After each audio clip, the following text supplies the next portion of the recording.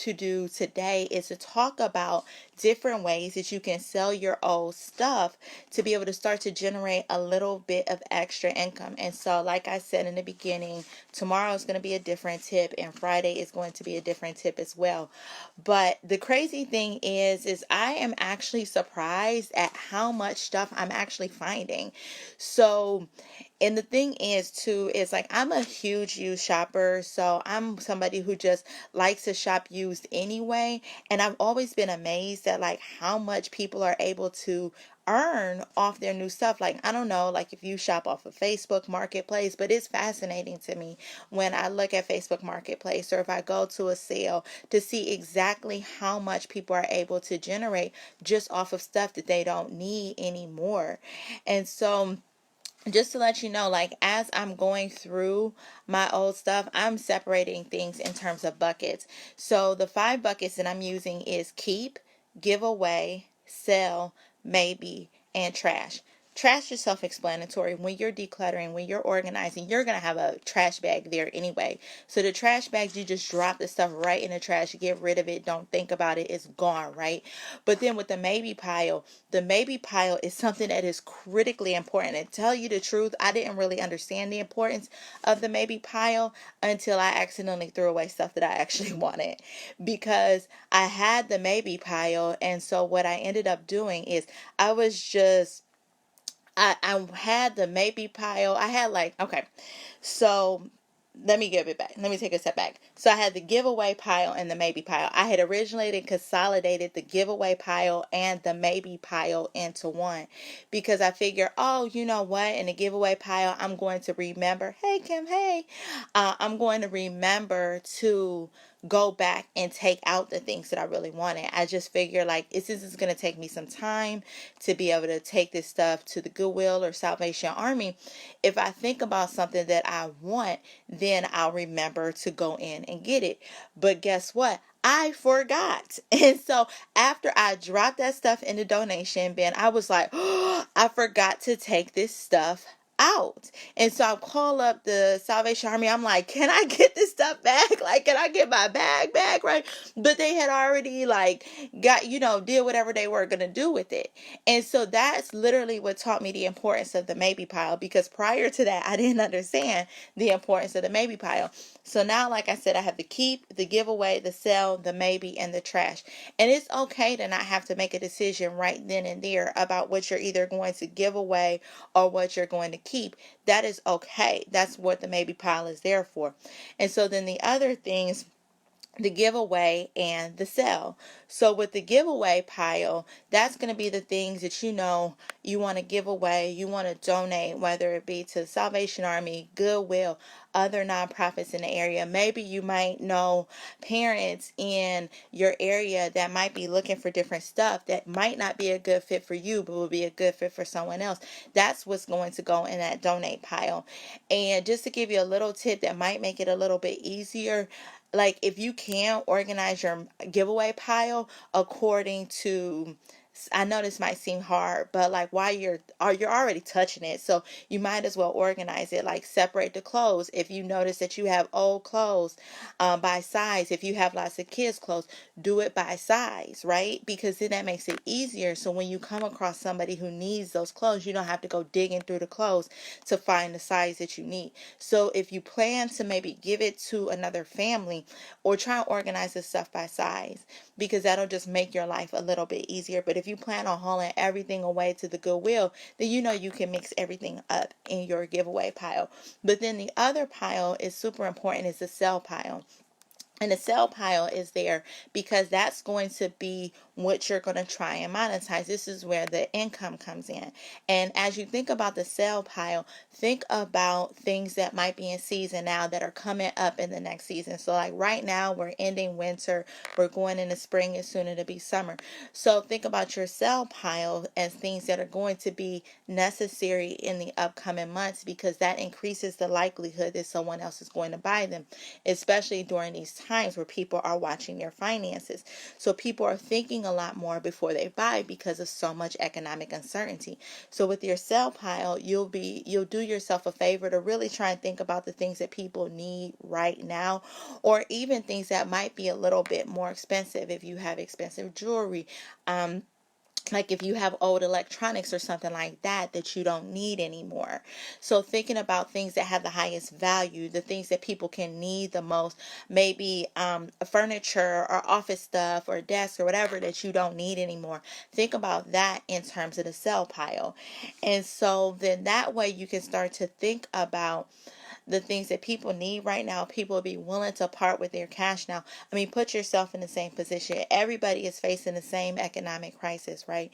And so think about things that people might need right now that they'll be willing to pay for. And so I say all that to say, and plus, the other reason why you want to be able to maximize that sell pile is because depending on the methodology that you use in order to try and sell it, it might take some time. So like, let's say you're going to use Facebook Marketplace. With Facebook Marketplace, you need to take pictures at different angles, good quality pictures, and then upload all the pictures to Facebook. So if you're going to be able to sell, you really want to focus on the things that have the most value, that have the most chance of being able to be sold. Otherwise, you just end up wasting a lot of time. So now that you've gone through and organized your stuff, now let's start to figure out where you're going to sell them. So I just mentioned Facebook Marketplace. Facebook Marketplace is a great resource to be able to sell your old stuff that you don't need anymore. Again, you're going to need very good quality pictures in order to maximize the likelihood that that stuff actually sells. And so if you're going to use Facebook Marketplace, the best thing to do is really join the groups that are in your neighborhood, because that way you're going to, like, if you're going to be meeting people, depending on if you're going to do porch pickup, like keeping it to your neighborhood. And also it tends to be safer as well, especially if you're going to exchange. You can end up exchanging at one of those online places like at the police station or something like that, just to keep things safe. And so you have a better likelihood, more quality people to be able to exchange merchandise with or sell your merchandise with if you're a part of the locally based Facebook Marketplace. There's also different moms groups on Facebook, a lot of different places that you can use in order to be able to maximize the likelihood that you can sell your old stuff and have a good experience doing it. And one cool thing about Facebook Marketplace is that is a great place to sell old kids' clothes. And so, kids go through stuff super fast. They don't wear half of it, especially in the 0 to 12 month age range.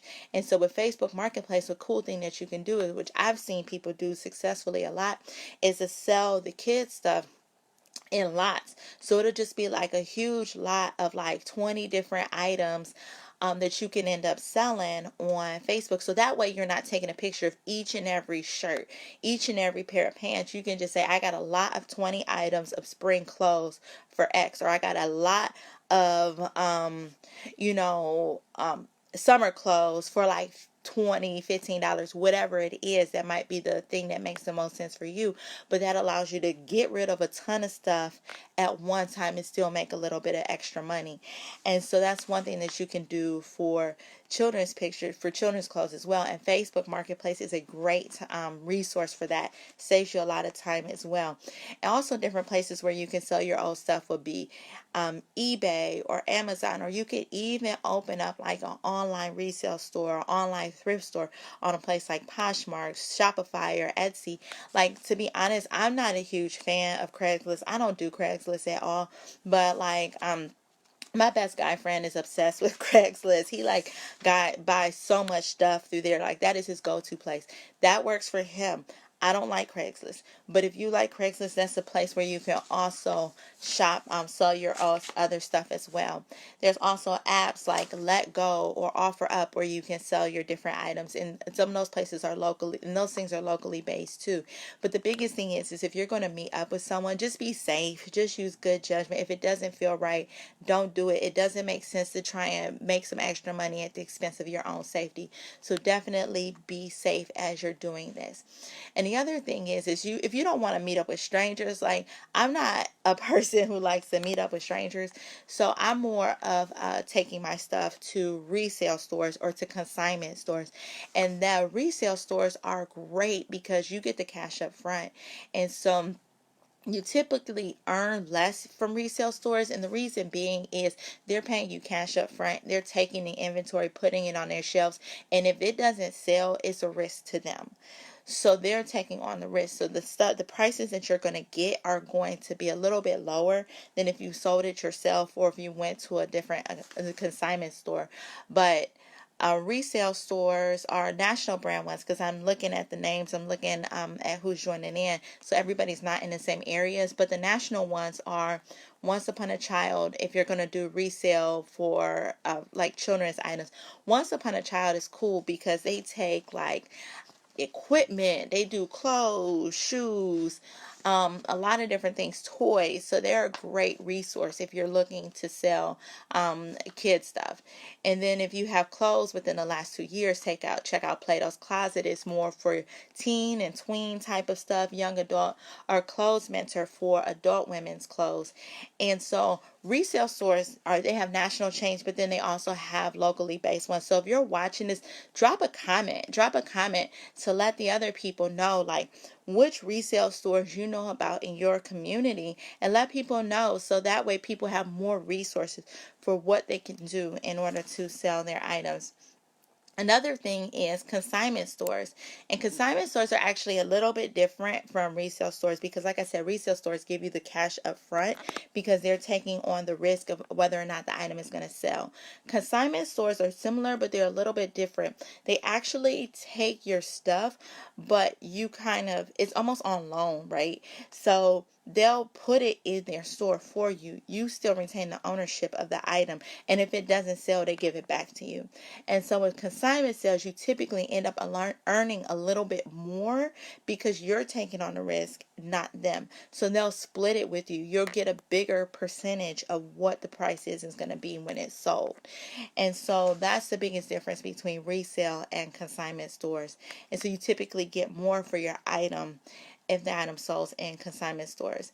And so if you have more expensive items, if you have more luxury name brand items, if you have more like, really big name luxury purses, jewelry, whatnot, a consignment store is a good option for you just because you're going to get more for that item. And so if you have bigger name brands like, your Gucci's, your Pradas, your Louis Vuittons, you might want to look at a consignment store that focuses on luxury items. So that way they can accurately price what the item is going to sell for, and you end up earning more on those items. So that's the biggest difference from that. Looking to see where luxury consignment stores are, and if you have like big name items, take it there because you're going to earn more money.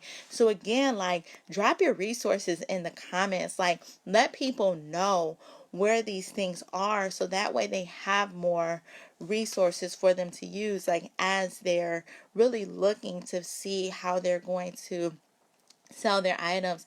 Like if you're in Northeast Ohio Parent Magazine has a great resource to let you know where all the consignment sales are, because they end up being city based and they end up being in like community centers, rec centers, gyms of schools, etc.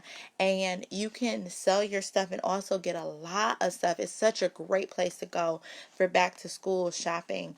And if you're in the Detroit area, momtomomlist.com, and it's mom, the number 2, momlist.com, is a great resource if you're in the Detroit metro area because it lists all the different consignment stores, consignment sales in the area, because there's lots of different pop-up ones as well that might be over a long weekend or whatnot, and you can get a table, you can drop your stuff off, and you can sell it at that particular time, and whatever doesn't sell, they can donate it for you to like the Salvation Army or Goodwill or other nonprofits. So it's such a great resource for you. And also Red Wagon is a national consignment store, and they do pop-ups around the country, so it doesn't really matter what area area you're in. Just like go to Red Wagon and see when the consignment sale is going to be in your specific area. So these are definitely great resources for you. And last but not least, don't forget the good old fashioned garage sales. Garage sales, I know with the shelter in place orders, with the stay at home orders, with the social distancing orders, like this might not be the ideal time to do a garage sale, but who knows, like when things get better, this is definitely a great resource for you. And with garage sales, you can get creative. Like if you live in a neighborhood, like talk to the different people within your community to see if everybody wants to band together to be able to do a garage sale in front of their own home and have people shop it. And so then that way, you can work together, you get more foot traffic, and everybody can work together on trying to sell that old stuff. And the cool thing is with the garage sale, you get to keep all of the profit. I see Denise is saying, yes, garage sales, love them.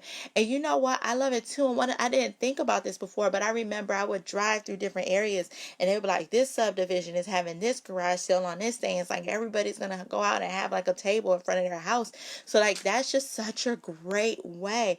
Like matter of fact, we know somebody who really wanted to make a business investment and didn't really have the money. So she went through, got her old clothes, set up a garage sale in front of her house and earned money to be able to invest in a business that she wanted to launch. So these things can bring in money. They are huge.